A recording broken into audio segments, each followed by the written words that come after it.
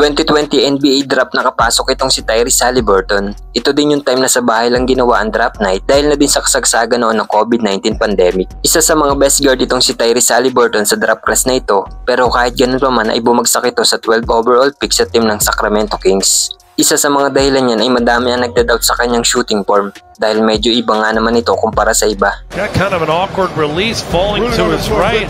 Tough shot as he's fading. Pero agad naman itong pinatunayan na mali ang akala nila dahil sa kanyang rookie year ay nag-average ito ng 13 points per game, 5.3 assists per game at 3 rebounds per game. Napatweet pa nga itong si Tyrese sa kanyang mga haters noon na hindi naniniwala sa kanya. At higit sa lahat ay napasama ito sa All-Rookie First Team kahilera nila LaMelo Ball at Anthony Edwards. Hill looks him off, watch yourself, giving him the rhythm and the blues. That's what to do. Special delivery, Fox in the box.